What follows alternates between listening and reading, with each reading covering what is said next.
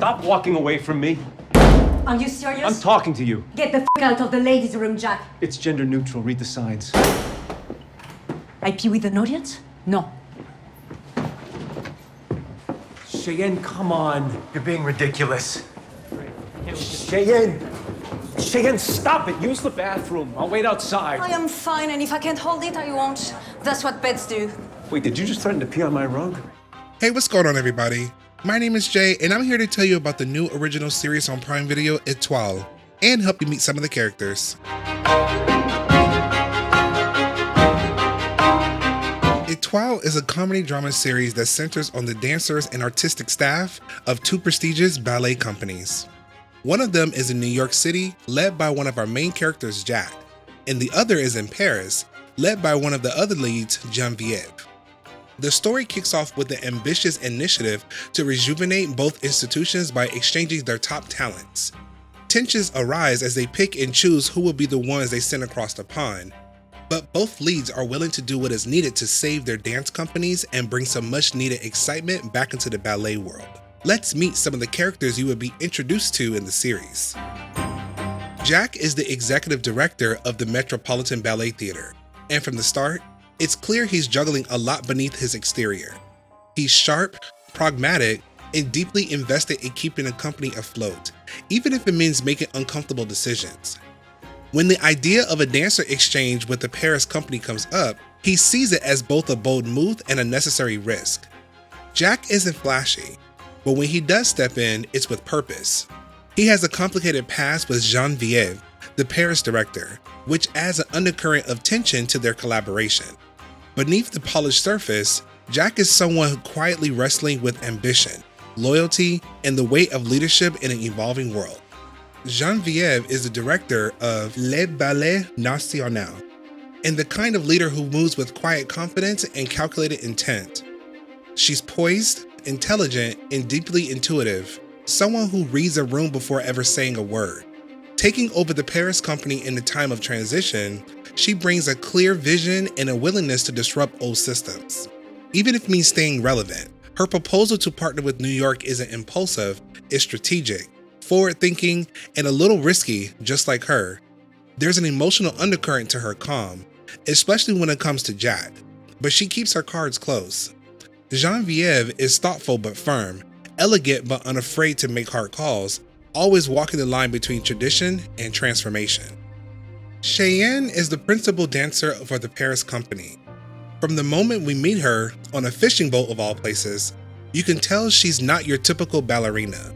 She's bold, fiercely talented, and doesn't hide her opinions, which makes her both magnetic and a little intimidating. When she arrives in New York for the exchange program, she immediately disrupts the rhythm of the company with her sharp edges and uncompromising attitude. She's not interested in following the rules just because they've always been there. That defiance can cause friction, but it also reveals how deeply she cares about the integrity of her art. Cheyenne is someone who fights to stay true to herself, even when the world around her demands she soften. Tobias is a choreographer with a sharp mind and an even sharper tongue. He's creative to the core, restless, intense, and always chasing something just out of reach. When he joins the Paris company through the exchange, he brings with him a fresh perspective and a style that pushes boundaries, whether people are ready for it or not. Tobias doesn't do diplomacy well. He's blunt, a little arrogant, and deeply committed to the work. When something hits him hard, bad news, conflict, frustration, he storms off, throws his headphones on, and loses himself in the moment, processing everything through music and dance. Jack describes Tobias as a helpless genius. He's not there to please. He's there to challenge, stir things up, and maybe leave something better behind. Tobias is a true New Yorker at heart and likes things exactly the way he expects them and is used to. Mishi is a French dancer who recently came back to the Paris company, and her return feels like a big deal, almost like the prodigal daughter coming home. She's a bit shy, keeps to herself, and you could tell she's still feeling out of place in the company again. She originally trained in Paris but was cut from the program, which led her to New York, where things actually went well. She had friends, solos, and felt genuinely happy. Now that she's back, it's complicated. The company seems excited to have her, and her wealthy parents are definitely showing her off. But Mishi isn't exactly thrilled to be back in the place that once told her she wasn't good enough. Gaban is a talented dancer at the Paris company, known for his precision, drive, and no-nonsense way of speaking. He works closely with Tobias and seems to really admire him. There's a kind of intensity in the way that he looks at him, like the line between respect and something more is a little blurry. Gaban is a perfectionist when it comes to his craft, always pushing himself to hit every mark with exactness. He's open about his humble beginnings, proudly sharing he went from dancing on sidewalks and stairwells to performing on some of the most prestigious stages. That hunger still lives in him.